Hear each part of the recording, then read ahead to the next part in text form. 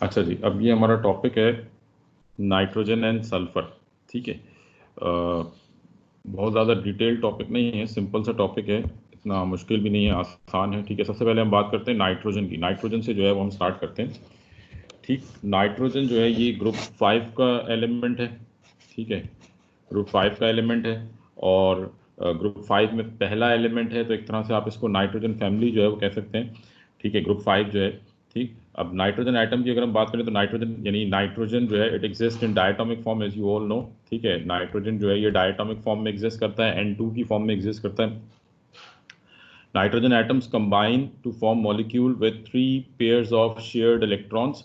ठीक है, with 3 pairs of shared electron called as triple covalent bond. Nitrogen जो है ये ट्रिपल कोवेलेंट बॉन्ड बनाता है, we all know this thing. ठीक है, तो ये तो आप सबको क्लियर है कि नाइट्रोजन जो है वो ट्रिपल कोवेलेंट बॉन्ड बनाता है और नाइट्रोजन के दरमियान, जैसे आप यहाँ पे देख सकते हैं, नाइट्रोजन और नाइट्रोजन के दरमियान जो है वो ट्रिपल कोवेलेंट बॉन्ड बन रहा होता है। Now the main thing is that this triple covalent bond is very strong. ठीक है, हमें ये मालूम है कि एयर में 78% जो है वो नाइट्रोजन है। ठीक है, 78% नाइट्रोजन है इन एयर। बट स्टिल जो रिएक्शंस हम देखते हैं एयर के, यानी एयर में 78% नाइट्रोजन है, 21% ऑक्सीजन है, और जो रिएक्शंस आप देखते हैं वो किसके हैं?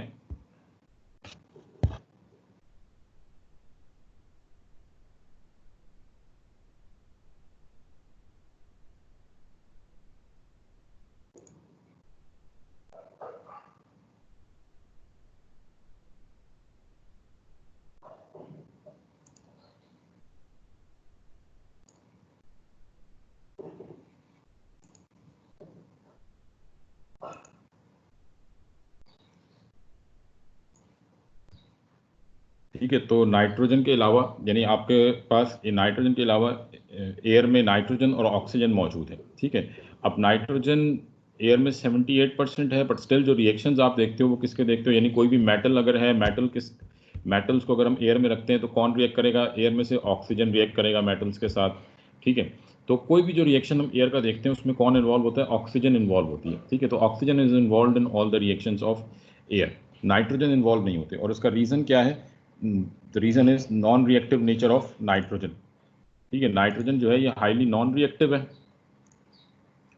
तो due to its non reactive nature nitrogen जो है ये रिएक्शंस में हिस्सा नहीं लेती, ये रिएक्शंस में पार्ट नहीं लेती। ठीक है, अब नाइट्रोजन नॉन रिएक्टिव क्यों है? व्हाई इज द रीजन, यानी what is the reason behind the non reactive nature of nitrogen? The presence of triple covalent bond. Nitrogen में जो ये ट्रिपल कोवेलेंट बॉन्ड है, this triple covalent bond is very strong and the bond energy is almost 1000 kilojoules per mole. यानी इस bond को break करने के लिए, हर एक मोल को ब्रेक करने के लिए आपको 1000 किलो जूल्स एनर्जी रिक्वायर्ड है।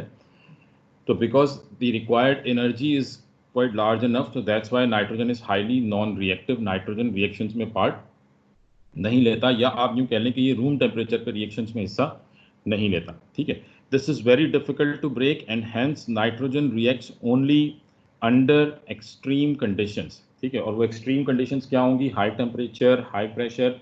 तो नाइट्रोजन जो है हम कह सकते हैं कि nitrogen is a highly unreactive molecule. ठीक है, नाइट्रोजन जो है ये सिंपली क्या है? It is a unreactive molecule. Nitrogen is a highly unreactive molecule. ठीक है, तो ये सिंपल जो है वो आपको ध्यान में रखना है कि नाइट्रोजन जो है दिस इज अनरिएक्टिव, और उसका अनरिएक्टिव होने का रीजन क्या है? Bond energy, high bond energy. Nitrogen को जो है वो ह्यूज अमाउंट में एनर्जी रिक्वायर्ड होती है and due to that energy it is highly unreactive. ठीक है, चलिए नेक्स्ट हम बात करते हैं नाइट्रोजन का ही जो सबसे इंपॉर्टेंट कंपाउंड है, दैट इज अमोनिया। और इसमें आई थिंक बताने वाली कोई चीज़ नहीं है, ऑलरेडी आप सबको सब कुछ मालूम है कि ammonia is synthesised using Haber process and the reaction is this. ये सारा रिएक्शन मेंशन है। The reaction takes place in the presence of iron. Iron की प्रेजेंस में रिएक्शन होता है which acts as a catalyst. ठीक है, ये डॉट एंड क्रॉस स्ट्रक्चर हो गया अमोनिया का। This is the pyramidal structure of ammonia. तो ये तो सब कुछ खैर आपने पहले ही पढ़ा हुआ है, इसमें कोई नई चीज़ नहीं है। ठीक है, नेक्स्ट देन फिर ये अमोनियम आयन फॉर्मेशन है, ये भी आप सबको मालूम है। डेटिव बॉन्डिंग के थ्रू जो है वो अमोनियम आयन बनता है। Ammonium ion is formed when ammonia NH3 combines with hydrogen ion H+ ion। ठीक है, ये हमारे पास अमोनिया है, NH3 ये इसका लोन पेयर है जो कि H+ को अपनी तरफ अट्रैक्ट करता है, ठीक है। नाइट्रोजन अपना एक लोन पेयर जो है वो H+ को डोनेट करता है, और इसकी वजह से ये आपके पास अमोनियम आयन जो है वो बन जाता है, जिसमें ओवरऑल चार्ज कितना डेवलप हो जाता है, पॉजिटिव चार्ज आ जाता है, ठीक है। तो NH4+ जो है ये अमोनियम आयन है। अमोनिया से यानी हम सिंपली इसको यूँ कह सकते हैं कि NH3 नाइट्रोजन के पास लोन पेयर होता है, it reacts with H+, proton के साथ रिएक्ट करता है टू फॉर्म NH4+, ठीक है। ये NH4+ जो है ये बनाता है,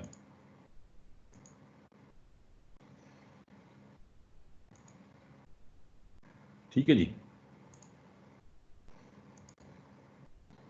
अच्छा, तो ये तो हमने बात कर ली अमोनियम आयन की। तो मतलब ये सारी वो चीज़ें हैं जो आपने ऑलरेडी पढ़ी हुई हैं, इसमें कोई इतनी मुश्किल चीज़ नहीं है, ठीक है। नेक्स्ट अमोनियम कंपाउंड्स, ठीक है। कौन कौन से अमोनियम कंपाउंड्स हैं which are very important. Ammonium salts are, सबसे पहली चीज़ तो हमें ये मालूम है कि most of the ammonium salts they are used as fertilisers, ठीक है, to replace nitrogen in soil after each harvest, ठीक है। तो हार्वेस्टिंग सीजन के बाद जब सॉइल की नाइट्रोजन कंटेंट कम हो जाता है, तो नाइट्रोजन कंटेंट को इंक्रीज करने के लिए, ठीक है, to increase the nitrogen content we add fertilisers, ठीक है, फर्टिलाइजर्स ऐड किए जाते हैं। एंड मोस्ट यानी some ammonium salt use in fertiliser, जो आपके कॉमन फर्टिलाइजर्स हैं, सबसे इंपॉर्टेंट फर्टिलाइजर है अमोनियम नाइट्रेट, ठीक है, क्योंकि इसमें नाइट्रोजन परसेंटेज काफ़ी ज़्यादा होती है। अमोनियम नाइट्रेट हो गया, अमोनियम फॉस्फेट हो गया, बिकॉज वी नो के सॉइल को जो 3 मेजर इंग्रेडिएंट्स रिक्वायर्ड हैं वो कौन कौन से हैं, नाइट्रोजन, पोटेशियम और फॉस्फोरस, NKP। ये 3 मेजर इंग्रेडिएंट्स हैं विच सॉइल रिक्वायर्स और नीड्स टू, आप कह लें कि फॉर प्रॉपर फर्टिलाइजेशन, ठीक है ना, proper to increase the crop yield. Crop yield को बढ़ाने के लिए आपको ये 3 मेजर इंग्रेडिएंट्स जो हैं वो रिक्वायर्ड होते हैं, ठीक है। तो ammonium nitrate could be used as a fertiliser. Ammonium phosphate is also another good fertilizer because it contains nitrogen as well as phosphorus. And ammonium sulphate. तो ये कुछ कॉमन फर्टिलाइजर्स हैं जो कि यूज़ किए जाते हैं, ठीक है। उसके अलावा एक और जो रिएक्शन है, यानी ये जो आपका रिएक्शन है, this second reaction, this is used for the laboratorical preparation of ammonia, ठीक है। ये तो आप सबको मालूम है कि इंडस्ट्रीज में अमोनिया बनता है फ्रॉम हैबर प्रोसेस, ठीक है। बट अगर हम बात करें कि अगर मुझे लैब में अमोनिया गैस बनानी है, ठीक है, तो to make ammonia gas in lab we do this reaction, this second reaction, the ammonium ion reacts with the sodium, with warm sodium hydroxide, ठीक है। अमोनियम आयन जो है ये रिएक्ट करता है किसके साथ, सोडियम हाइड्रोक्साइड के साथ। Now it could be any strong base, लाजमी नहीं है कि सोडियम हाइड्रोक्साइड। ये वही रिएक्शन है जो आप ओ लेवल से पढ़ते थे कि ammonium salt reacts with an alkali to produce ammonia, salt and water, ठीक है। हम यानी ये सिंपल ये कह रहे हैं कि ammonium ion reacts with warm sodium hydroxide. मैं जस्ट रिएक्शन जो है वो यहाँ पे लिखता हूँ। अब आप अमोनियम आयन कहीं से भी ले सकते हैं। लेट से हमने अमोनियम सल्फेट ले लिया, NH4SO4 bracket 2, ammonium sulphate reacts with sodium hydroxide, ठीक है। तो अब ये रिएक्शन क्या है, ammonium salt reacting with base, तो क्या बनेगा इस रिएक्शन में, अनदर सॉल्ट, और वो दूसरा सॉल्ट क्या होगा, sodium sulphate plus ammonia gas, ठीक है। तो ये अमोनिया गैस बन रही है। तो लैब में अगर आपको अमोनिया गैस बनानी है तो दिस वुड बी द, आप कह लें कि reaction with through which we can make the ammonia gas, ठीक है। तो ये मोस्ट सूटेबल रिएक्शन है लैब में अमोनिया गैस बनाने के लिए, कि आप किसी भी अमोनियम सॉल्ट को जो है वो बेस के साथ, स्ट्रॉन्ग बेस के साथ रिएक्ट करो और अमोनिया गैस जो है वो बनेगी, और उसको फिर आप सिंपली कलेक्ट कर सकते हैं, ठीक है। अब इन्होंने इसको सिंपल यहाँ पे, यानी जो स्लाइड्स में हम देख रहे हैं, तो वो यहाँ पे वो सिर्फ इसमें अमोनियम आयन की बात कर रहे हैं। यहाँ से सल्फेट क्योंकि पहले भी एक्वस है, बाद में भी एक्वस ही रहेगा, तो वो स्पेक्टेटर आयन है, इसलिए उसको डिस्कस ही नहीं किया जा रहा है यहाँ पे कि अमोनियम आयन, यानी हम यहाँ पे सिंपल क्या कह रहे हैं कि ammonium ion reacts with warm sodium hydroxide. ये अमोनियम आयन अमोनियम सल्फेट से आया होगा, reacts with sodium hydroxide to produce ammonia. ये हमारा दूसरा salt sodium sulphate plus water, ठीक है। अच्छा जी, अमोनिया, इसकी कुछ प्रॉपर्टीज जो आपको पहले से ही मालूम है, it is a colourless gas with a pungent smell and this gas turns red litmus paper blue, ठीक है, ये रेड लिटमस पेपर को उससे रिलेटेड हमने बात की है, ठीक है, कि अमोनिया जो है ये नॉर्मली यूज होता है फर्टिलाइजर्स के तौर पे। इसके अलावा लैब में अगर आपको अमोनिया गैस बनानी है तो वो किस तरीके से बनाई जा सकती है वो हमने यहाँ पे डिस्कस कर लिया, ठीक है। अच्छा जी, नेक्स्ट आ जाते हैं हमारे पास uses of ammonia and ammonium compounds. ठीक है, ये जो अमोनिया और अमोनियम कंपाउंड्स हैं ये नॉर्मली कहाँ यूज़ हो रहे हैं? अमोनियम नाइट्रेट, जो मैंने आपसे पहले कहा कि is an important compound of ammonia which is used as fertiliser. तो ammonium nitrate is used as fertiliser, is manufactured from ammonia and nitric acid. ठीक है, अमोनियम नाइट्रेट जो है ये कैसे बनता है? जब अमोनिया और नाइट्रिक एसिड आपस में रिएक्ट करेंगे, this would form ammonium nitrate. ठीक है, तो मैन्युफैक्चरिंग ऑफ अमोनियम नाइट्रेट ये आपको जहन में रखनी है कि ammonia reacts with nitric acid to produce ammonium nitrate. ठीक है, अमोनिया और नाइट्रिक एसिड का रिएक्शन होगा और जिसके नतीजे में अमोनियम नाइट्रेट जो है वो बनेगा। तो now the ammonium nitrate solution is evaporated. अच्छा, ये खैर प्रिपरेशन से रिलेटेड डिटेल्स हैं, ये आप चाहे तो इसको स्किप कर सकते हैं, this is not part of your syllabus. ठीक है, nitric acid used in various processes is manufactured from ammonia. ठीक है, यानी आप यूँ कह लें कि ये जो हैबर प्रोसेस है इसके डिफरेंट स्टेप्स हैं। ठीक है, जहाँ पे भी ये बात हुई भी है कि usually factories producing fertilisers has 3 plants. Ammonia, यानी सबसे पहले हैबर प्रोसेस के थ्रू अमोनिया बनाया जाता है, देन नाइट्रिक एसिड बनाया जाता है from ammonia, and manufacturing of ammonium nitrate. ये सब काम जो है वो एक ही जगह पे हो रहे होते हैं कि पहले आपने हैबर प्रोसेस से अमोनिया बनाया, फिर उस अमोनिया को कन्वर्ट किया नाइट्रिक एसिड में, और फिर अमोनिया और नाइट्रिक एसिड जो है ये आपस में रिएक्ट करके तो अमोनियम नाइट्रेट बनाते हैं। ठीक है, यानी आप ये सिंपल कह सकते हैं कि when ammonia, how to prepare nitric acid from ammonia, ये रिएक्शन में यहाँ लिख रहा हूँ, अमोनिया डिसॉल्व्स इन वाटर, क्योंकि बेसिक ऑक्साइड है, पानी में डिसॉल्व हो जाता है in the presence of oxygen. ठीक है, and this produces nitric acid HNO3। ठीक है, यहाँ से आपको जो है वो नाइट्रिक एसिड मिलता है। तो मैंने खैर इसको बैलेंस नहीं किया, मैंने आप इसको यहाँ पे O2 कर दे, डायटोमिक है, बैलेंस आप इसको कर सकते हैं, but this is the required reaction कि how to prepare nitric acid from ammonia gas. ठीक है, अमोनिया गैस से नाइट्रिक एसिड कैसे बनाया जाता है? Ammonia gas is dissolved in water in the presence of air और oxygen, and this produces nitric acid. ठीक है जी, concentrated nitric acid is used to make explosives such as trinitrotoluene TNT. It is also used in manufacturing detergents, dyes, nylon, etc. ठीक है, तो ये कुछ nitric acid के uses हैं, अक्सर एमसीक्यूज में पूछ ले जाते हैं यूजेस ऑफ नाइट्रिक एसिड। तो मेन जो पॉइंट आपको यहाँ से लेके चलना है वो ये कि नाइट्रोजन के मेजर कंपाउंड्स कौन कौन से हो गए? अमोनिया, नाइट्रिक एसिड और अमोनियम नाइट्रेट। अमोनिया कैसे बनता है ये तो आपको पहले से मालूम है, हैबर प्रोसेस के थ्रू। अमोनियम नाइट्रेट कैसे बनता है? When ammonia and nitric acid reacts with each other, this produces ammonium nitrate. और नाइट्रिक एसिड कैसे बनता है? When ammonia get dissolve in water to produce oxygen. ठीक है, this is known as Ostwald process, but ये आपके syllabus का part नहीं है टॉपिक, तो हम इसको नाम से नहीं पढ़ रहे, जस्ट हमने इक्वेशन देख लिए कि अमोनिया को डिसॉल्व करेंगे पानी के अंदर तो in the presence of oxygen, तो this will produce nitric acid. ठीक है जी, तो ये हो गया uses of ammonia and ammonium compounds.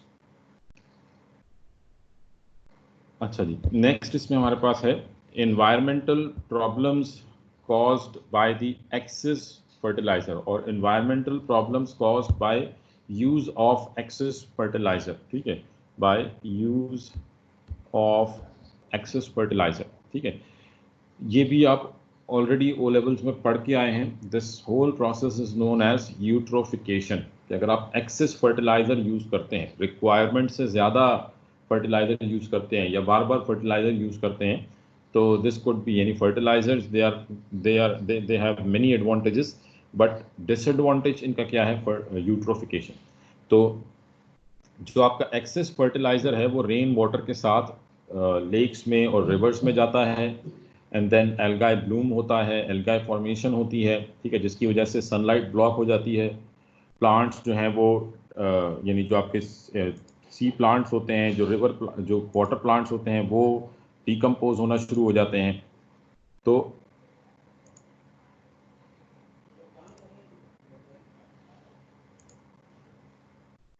ठीक है, अगर हम बात करें rain water causes excess fertilisers to leach into lakes and rivers, excessive algae growth occurs and algae bloom forms on the water surface. अब ये सब बात हो रही है किसकी, यूज ऑफ एक्सेस फर्टिलाइजर। अगर आप एक्सेस फर्टिलाइजर यूज करते हैं तो this excess fertiliser will move with rain water, क्योंकि फर्टिलाइजर क्या है, नाइट्रेट्स हैं, and nitrates are very very soluble in water.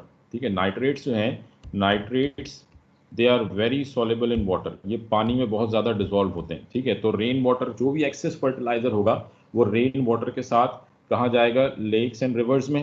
ठीक है, excess algae growth occurs and algae bloom forms on the water surface, वो पानी के ऊपर जो है वो ग्रीन कलर की लेयर जो है वो डेवलप होना शुरू हो जाएगी, जिसे आप वाटर प्लांट कह सकते हैं, एल्गाई ब्लूम कह सकते हैं।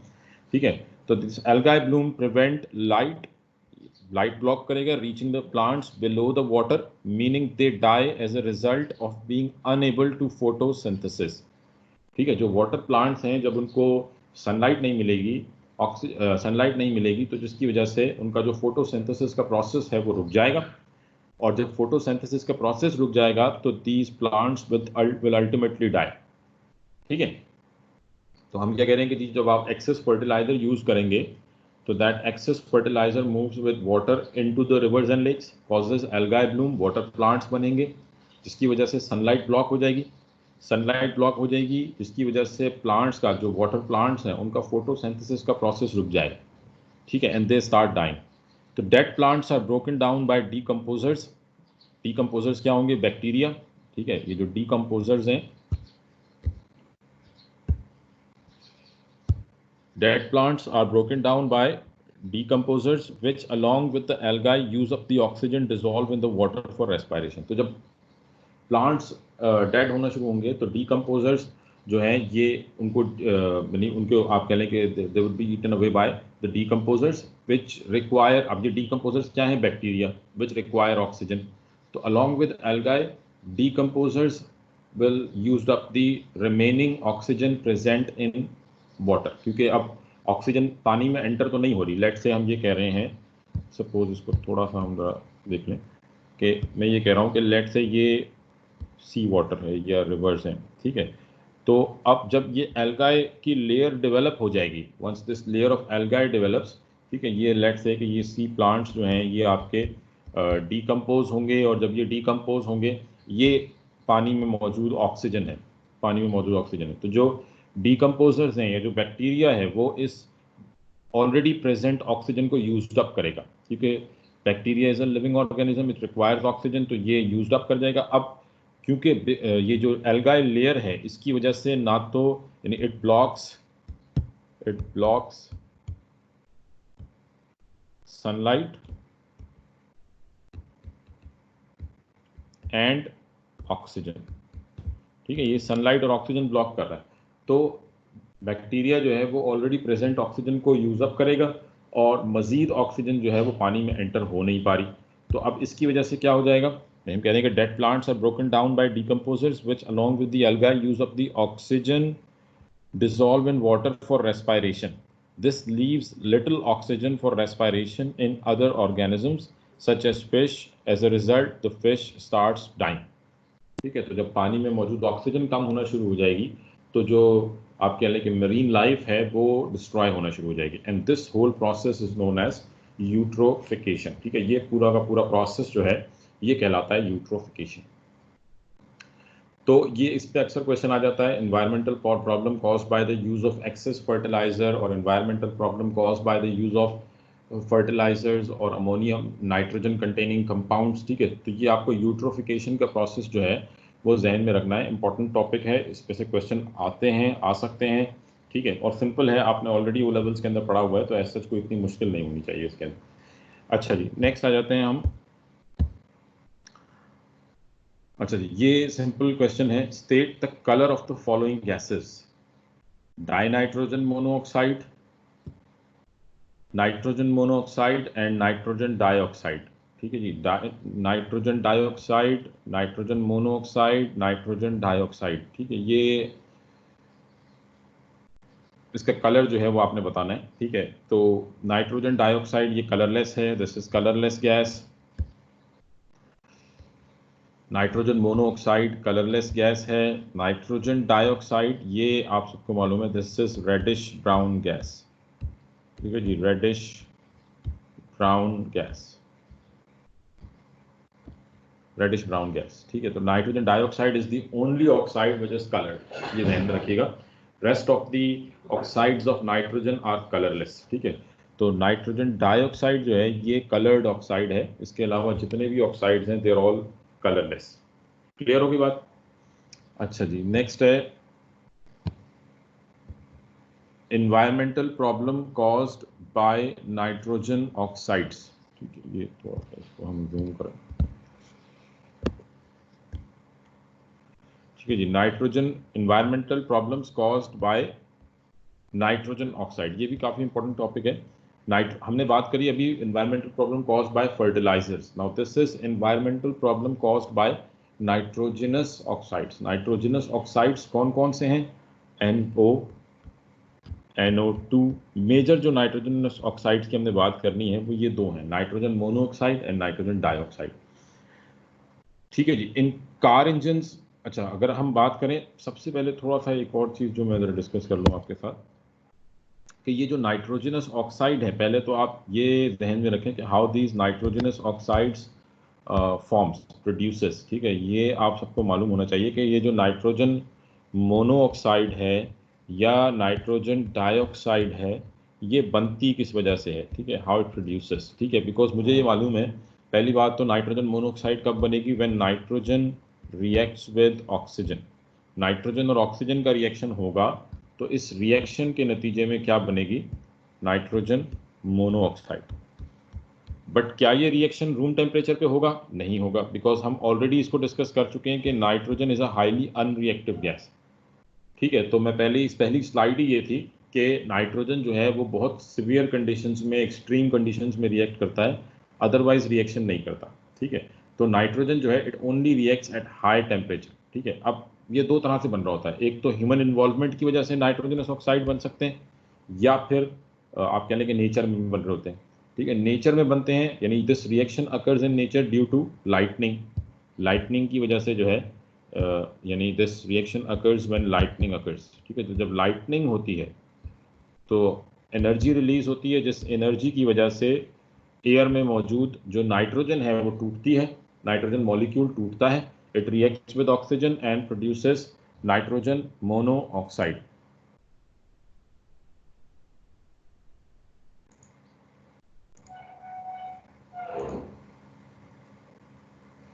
ठीक है जी। तो नाइट्रोजन और ऑक्सीजन का रिएक्शन हुआ, नाइट्रोजन मोनोऑक्साइड जो है वो बन रही है, and this reaction form occurs due to lightning, ठीक है। ये लाइटनिंग की वजह से जो है ये रिएक्शन हो रहा है, ठीक है। तो एक तो ये नेचुरल अकरेंस है नाइट्रोजनस ऑक्साइड की, लाइटनिंग की वजह से। इसके अलावा कुछ बैक्टीरियाज वगैरह की भी वजह से भी होता है, बट हमने जो मेजर बात करनी है वो ह्यूमन इन्वॉल्वमेंट। ह्यूमन इन्वॉल्वमेंट की वजह से क्या होता है कि बेसिकली जो आपके पास कार इंजन हैं या कोई भी जो इंटरनल कंबस्शन इंजन हैं, वहाँ पे, यानी कार इंजन में क्या हो रहा है? कंबस्शन हो रही है, पेट्रोल और ऑक्सीजन के दरमियान रिएक्शन हो रहा है, कार्बन डाइऑक्साइड बन रही है और वाटर बन रहा है, एनर्जी प्रोड्यूस हो रही है, ठीक है।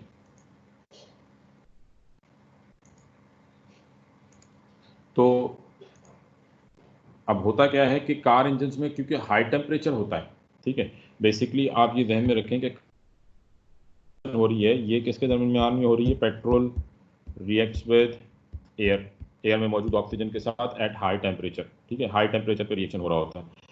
बट यहाँ पे हम ये बात कर रहे हैं कि क्योंकि हाई टेम्परेचर होता है, due to that high temperature जो एयर में मौजूद नाइट्रोजन है वो डिकम्पोज होती है, टूटती है, और वो टूटने के साथ रिएक्शन कर जाती है एयर में मौजूद ऑक्सीजन के साथ, ठीक है।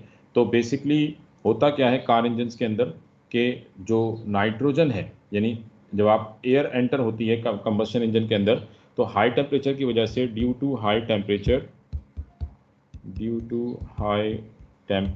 the nitrogen decomposes or breaks down।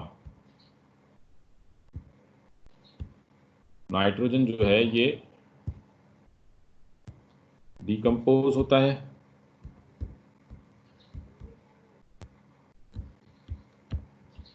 ठीक है। हाई टेम्परेचर की वजह से नाइट्रोजन डिकम्पोज होता है, और ये डिकम्पोज होने के बाद इट रिएक्ट्स विद ऑक्सीजन। तो ये जो रिएक्शन है नाइट्रोजन और ऑक्सीजन का, ये या तो लाइटनिंग की वजह से हो सकता है या फिर कार इंजन्स में हाई टेम्परेचर की वजह से नाइट्रोजन ब्रेक डाउन होगी, ऑक्सीजन के साथ रिएक्ट करेगी। ठीक है, तो N2 plus O2 in car engines produces NO, nitrogen monoxide, which is the pollutant. ठीक है, देन फिर ये पोल्यूटेंट जो है, अब आते हैं दोबारा अपनी स्लाइड की तरफ वापस। ठीक है, तो अब यहाँ पे यही बात हो रही है कि in car engines nitrogen and oxygen combine to form nitrogen oxides because of spark and high pressure. ठीक है, तो ये दो चीज़ें, टेम्परेचर और प्रेशर की वजह से नाइट्रोजन और ऑक्सीजन का रिएक्शन होता है इन कार इंजन। ठीक है, it produces nitrogen monoxide which and it can also produce nitrogen dioxide. ठीक है, तो ये दोनों टाइप के ऑक्साइड्स जो हैं वो यहाँ पे बन सकते हैं। ज़्यादा चांसेस मोनोऑक्साइड के हैं, जिस NO के बनने के चांसेस ज़्यादा हैं। Now, nitrogen oxides are pollutants and causes smoke. ठीक है, स्मोक क्या है? Fog plus smoke. ठीक है, तो मेन अभी हम बात कर रहे हैं कि खैर स्मोक के ऊपर बाद में आते हैं। फिलहाल आप सिर्फ ये ध्यान में रखें कि नाइट्रोजन ऑक्साइड्स जो हैं ये पोल्यूटेंट्स हैं, किस वजह से बनते हैं वो हमने बात कर ली। ना सबसे जो बड़ा डिसएडवांटेज है नाइट्रोजनस ऑक्साइड का वो ये कि they catalyses the oxidation of sulphur dioxide in air. ठीक है, नाइट्रोजनस ऑक्साइड जो हैं ये सल्फर डाइऑक्साइड के बनने को कैटलाइज करते हैं। कैसे कैटलाइज करते हैं? बिकॉज जो आपका सल्फर ट्राइऑक्साइड के बनने को, ठीक है, यानी सल्फर डाइऑक्साइड कहाँ से आती है वो अभी हम बात करेंगे जब सल्फर वाला टॉपिक स्टार्ट करेंगे इसी चैप्टर में। बट फिलहाल अगर हम इसमें देखें कि ये जो नाइट्रोजनस ऑक्साइड हैं ये, क्योंकि सल्फर ट्राइऑक्साइड जो है ये सबसे ज़्यादा हम कह सकते हैं कि नुकसानदेह है हमारे लिए। ठीक है, उसकी वजह क्या है?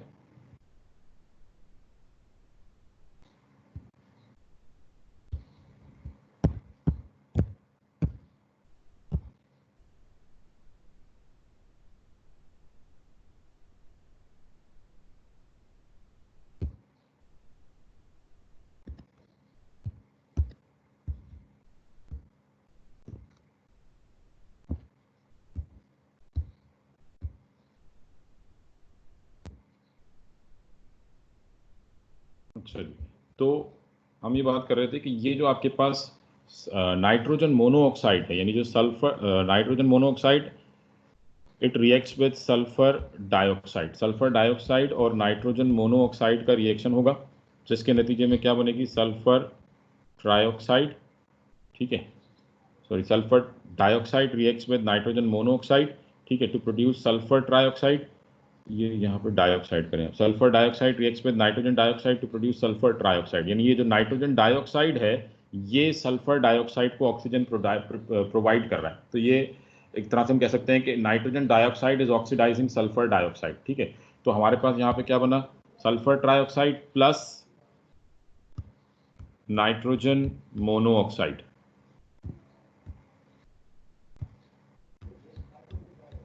ठीक है, तो सल्फर ट्राइऑक्साइड के फॉर्मेशन जो है ये किस वजह से हो रही है कि एयर में ये जो दो पोल्यूटेंट्स हैं, these two pollutants move up in the air, sulphur dioxide and nitrogen dioxide. Nitrogen dioxide तो हमने देख लिया कहाँ से आ रहा है, सल्फर डाइऑक्साइड की हम बाद में बात करेंगे।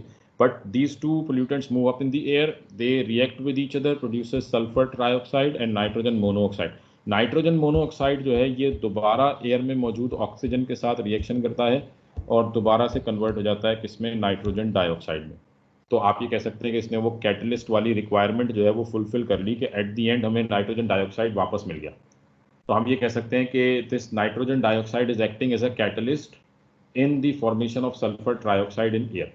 और अगर आपको याद हो हमने कैटलिस्ट की टाइप भी पढ़ी थी, तो this is a type of homogeneous catalysis because all the substances and catalyst are in the same phase, gaseous phase. ठीक है जी, तो ये होमोजीनियस कैटलाइसिस है। और ये पेपर में काफ़ी दफ़ा क्वेश्चन आता है कि describe how nitrogenous oxides produces sulphur trioxide through as a catalyst. ठीक है, तो ये दो रिएक्शंस जो हैं वो आपको लाजमी जहन में रखने हैं। ठीक है, कि पहले नाइट्रोजन डाइऑक्साइड रिएक्ट करता है सल्फर डाइऑक्साइड के साथ और सल्फर ट्राइऑक्साइड बनाता है और नाइट्रोजन मोनोऑक्साइड बनाता है। ठीक है, तो ये चीज़ जो है वो हम यहाँ पर डिस्कस कर रहे थे। दोबारा स्लाइड पर वापस आते हैं। तो nitrogen oxides also catalyze the oxidation of sulfur trioxide. Sulfur trioxide reacts with rainwater and forms sulfuric acid, making the rainwater acidic, and NO formed in this reaction is oxidizes to form NO2. जो मैंने पहले आपसे बात कर ली कि NO जो है वो दोबारा ऑक्सीडाइज होकर NO2 में कन्वर्ट हो जाएगा, ठीक है। तो ये एसिड रेन वाला सारा प्रोसेस हो रहा है कि सल्फर डाइऑक्साइड और नाइट्रोजन डाइऑक्साइड का रिएक्शन हुआ, सल्फर ट्राइऑक्साइड बन गया, sulphur trioxide dissolve in water produces sulphuric acid बनाता है जो कि रेन को एसिडिक कर देता है। तो these harmful gases can be removed by using catalytic converter, ठीक है। ये भी आपने पढ़ा हुआ है कि कैटालिटिक कन्वर्टर जो है वो कार इंजन के बाद जो है एग्जॉस्ट से पहले और कार इंजन एग्जॉस्ट और कार इंजन के दरमियान जो है वो कैटालिटिक कन्वर्टर यूज़ किए जाते हैं मॉडर्न कार्स के अंदर। तो ये क्या करते हैं, ये नाइट्रोजनस ऑक्साइड को कन्वर्ट कर देते हैं किसमें, नाइट्रोजन में। तो ये आप देख लें कि कैटालिटिक कन्वर्टर में क्या रिएक्शन हो रहा होता है। नाइट्रोजन मोनोऑक्साइड, ये कैटालिटिक कन्वर्टर के अंदर का रिएक्शन है कि जो दो हार्मफुल गैसेस प्रोड्यूस होती हैं कार इंजन में, कार्बन मोनोऑक्साइड और नाइट्रोजन मोनोऑक्साइड, ठीक है। ये दोनों हार्मफुल गैसेस प्रोड्यूस हो रही हैं कार इंजन में। Both these harmful gases react with each other in catalytic converter. Catalytic converter जो है वो इन, और कैटलिस्ट क्या यूज़ हो रहा है इस कैटालिटिक कन्वर्टर में, प्लैटिनम। तो कैटालिटिक कन्वर्टर जो है इनको ये आप कह लें कि प्लेटफॉर्म प्रोवाइड कर रहा है जहाँ पे ये दोनों हार्मफुल गैसेस आपस में रिएक्ट करें। कार्बन मोनोऑक्साइड जो है ये ऑक्सीडाइज होके कन्वर्ट हो जाता है किसमें, कार्बन डाइऑक्साइड में। कार्बन मोनोऑक्साइड जो है ये क्या हो गया, ऑक्सीडाइज। और नाइट्रोजन मोनोऑक्साइड रिड्यूस हो जाता है किसमें, नाइट्रोजन में, ठीक है। ये रिड्यूस हो गया। तो इसका मतलब कैटालिटिक कन्वर्टर में रीडॉक्स रिएक्शन हो रहा है। तो ये जो रिएक्शन है ये रीडॉक्स रिएक्शन है। कार्बन मोनोऑक्साइड और नाइट्रोजन मोनोऑक्साइड का रिएक्शन हुआ, कार्बन डाइऑक्साइड बन गई और नाइट्रोजन गैस बन गई। तो ये रीडॉक्स रिएक्शन जो है वो हमने यहाँ देखा। तो ये रिएक्शन भी इंपॉर्टेंट है, ये भी आपको ध्यान में रखना है कि how the nitrogenous oxides are removed from the car engines, or how the nitrogenous oxides are converted into non-harmful gases in car engines, ठीक है। तो by the use of catalytic converter we convert nitrogen monoxide into nitrogen, ठीक है जी। तो ये हमने बात कर ली ऑक्साइड्स की, कौन सी यानी नाइट्रोजनस ऑक्साइड्स का क्या नुकसान है, किस तरह से ये नुकसान पहुंचाते हैं, ठीक। अच्छा, अब इसके बाद नेक्स्ट हम आगे स्टार्ट करेंगे, थोड़े से इसके यूजेस हैं, देन सल्फर है, बट इसको आज मैं यहीं तक रखूँगा, ठीक है। इसमें हमने आज ये देख लिया कि नाइट्रोजन के सारे कंपाउंड्स देख लिए, इसके यूजेस देख लिए, इसके ड्रॉबैक्स देख लिए। ये काफ़ी सारी चीज़ें आपने ऑलरेडी जो है वो पढ़ी हुई हैं, ठीक है। इसमें से मोस्टली चीज़ें हमने पहले ओ लेवल्स में ही पढ़ी हुई थी, तो कोई नई चीज़ नहीं है। कल इंशाल्लाह ताला इसी से सल्फ़र भी जो है वो हम कंप्लीट कर लेंगे, और फिर उसके बाद जो भी आपके पास जो भी मतलब जो पास पेपर से रिलेटेड क्वेश्चन है वो हम फिर जो है वो डिस्कस करेंगे, ठीक है बेटा। तो आज के लिए जो है वो हमने इसको लेक्चर को यहाँ पे कंप्लीट किया है। किसी का भी आपका कोई क्वेश्चन हो तो वो आप व्हाट्सएप पे मैसेज करके पूछ लें, ठीक है, आप पूछ सकते हैं, ठीक है। और कोशिश किया करें कि टाइम से जो है वो ज्वाइन कर ले बेटा। टाइम के बाद ज्वाइन करते हैं तो फिर जो है वो आपको बीच में से कुछ समझ में भी नहीं आएगा क्या चल रहा है। कोशिश ये करें कि 10 बजे क्लास स्टार्ट होती, 10 तक, यानी पहले 10 मिनट के अंदर आप क्लास को ज्वाइन कर लें, ठीक है जी। चलिए आज इसको हम यहाँ तक रखेंगे, कल इंशाल्लाह ताला आपके साथ मुलाकात होगी। अल्लाह हाफिज़ बेटा।